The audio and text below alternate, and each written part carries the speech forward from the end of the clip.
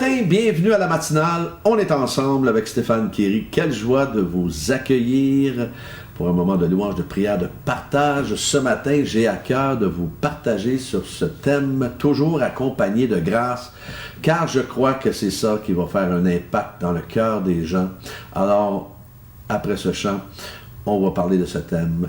Et on démarre avec telle une encre pour mon âme, j'ai cet espoir.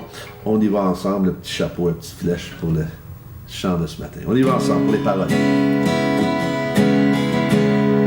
J'ai cet espoir, telle une encre pour mon âme, dans la tempête, je m'appuie sur toi, dans ton amour, toutes mes craintes disparaissent, en toutes choses, j'ai confiance en toi. Mon espoir est assuré à la croix. Tu as tout donné, tu nous as rachetés. Cet espoir est une encre pour mon âme, inébranlable est notre Dieu.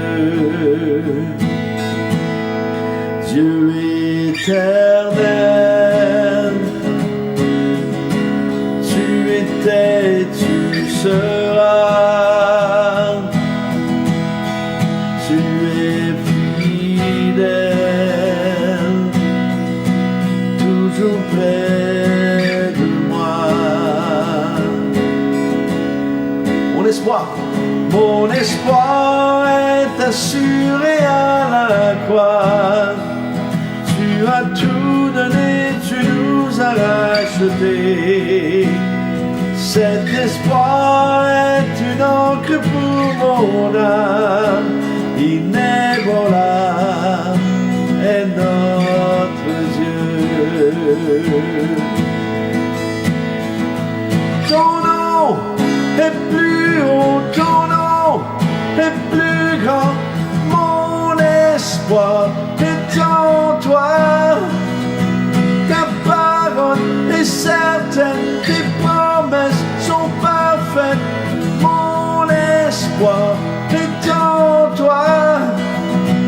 Ton nom est plus haut, ton nom est plus grand, mon espoir est en toi. Ta parole est certaine, tes promesses sont parfaites, mon espoir est en toi. Mon espoir est assuré à la croix. Tu as tout donné, tu nous as pardonné. Cet espoir est une encre pour mon âme, inébranlable est notre Dieu. Inébranlable est notre Dieu. Le thème toujours accompagné de grâce. Dans Colossiens 4, 5 et 6, ça dit « Conduisez-vous avec sagesse envers les gens de l'extérieur et rachetez le temps, que votre parole soit toujours pleine de grâce, assaisonnée de sel, afin que vous sachiez comment il faut répondre à chacun. » Tellement important. Une petite blague ce matin.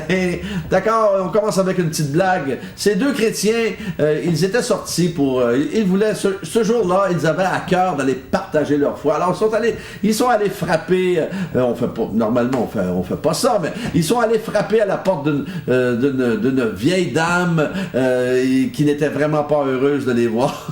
Et elle leur a dit qu'elle ne voulait rien entendre de leur message et elle a claqué la porte au nez.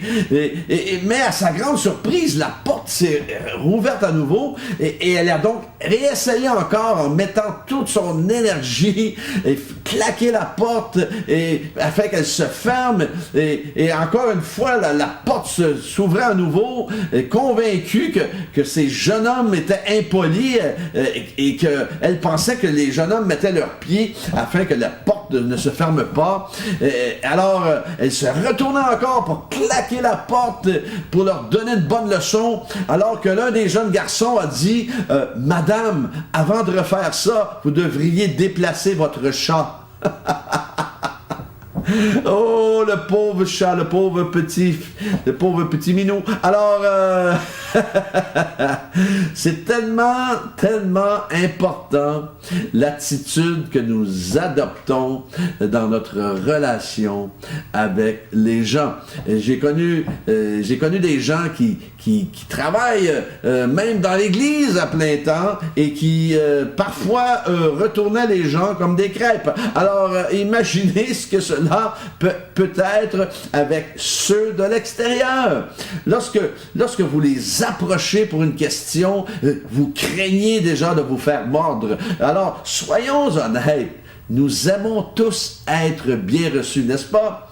Bien accueillis, bien traités. Êtes-vous d'accord avec cela? Ben, bien sûr, vous êtes d'accord avec moi. Vous le savez, on en a déjà parlé. Vous allez au resto.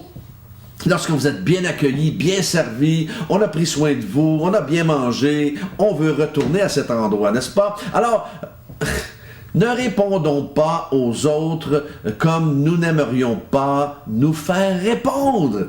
C'est tellement agréable. J'étais justement dernièrement avec un de mes amis qui m'a invité après le golf à manger et comment les serveuses étaient extrêmement polies et serviables, toujours s'assurant que tout va bien, que tout était à notre goût et tout cela. Alors, c'est important comment on répond aux gens, toujours accompagné de grâce. Alors, je peux vous donner un conseil aujourd'hui. Vous et moi, et je m'en donne un aussi, vous et moi, soyons gracieux en toutes circonstances. Ajoutons du sel afin que ça goûte bon et que notre passage ne soit jamais amer. Vous et moi devrions prier plus pour que des portes nous soient ouvertes, nous soient ouvertes, justement, afin de partager la bonne nouvelle du salut en Jésus-Christ. Et nous devrions être plus attentifs, je crois, lorsque des occasions se présentent et être prêts et disposés à partager notre foi, car nous ne savons jamais si cela sera leur dernier moment sur terre.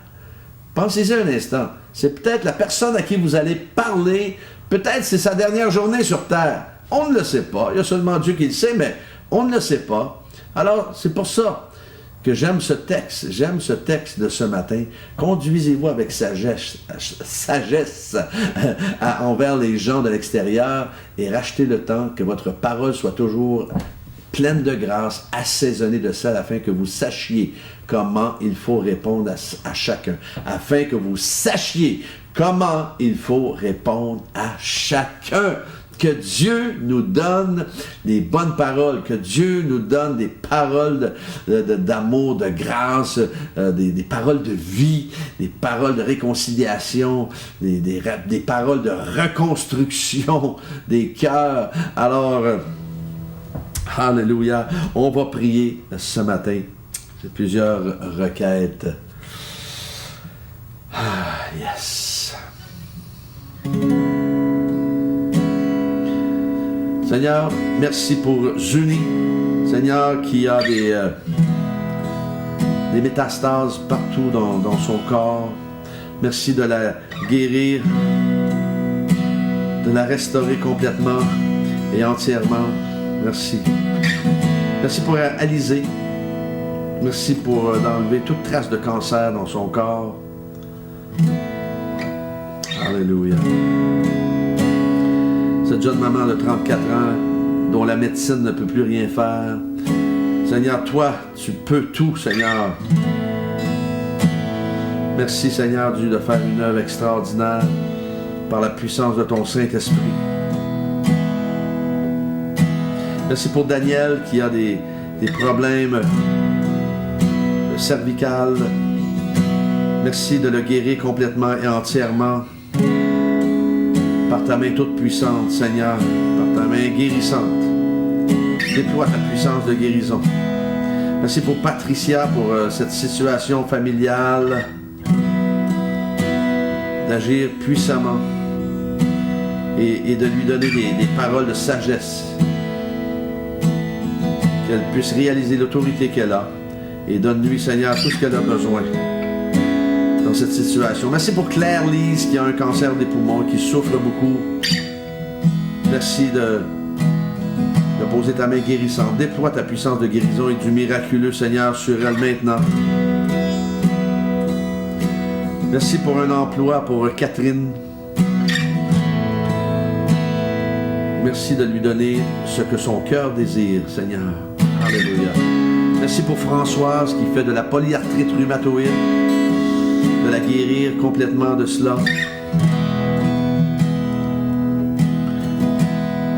Qu'elle reçoive de toi, de la tête aux pieds maintenant. Merci pour Hélène, pour cette situation de séparation qui est très douloureuse. Merci de poser ta main sur elle et que tu puisses la toucher puissamment afin de lui donner une paix qui surpasse toute intelligence humaine. Seigneur, je te prie pour mes frères et sœurs connectés ce matin, de les bénir, de les combler, de conduire leurs pas tout au long de cette journée et de leur donner également ce que leur cœur désire. Et que, Seigneur, que leur parole soit toujours accompagnée de grâce. Amen.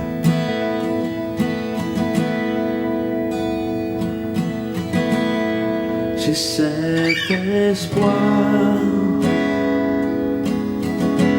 tel une encre pour mon âme,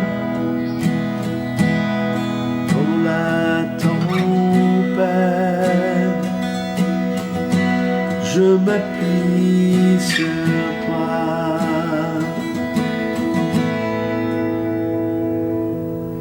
Oh oui, dans la tempête, on s'appuie sur lui, n'est-ce pas? Que nos paroles soient toujours accompagnées de grâce.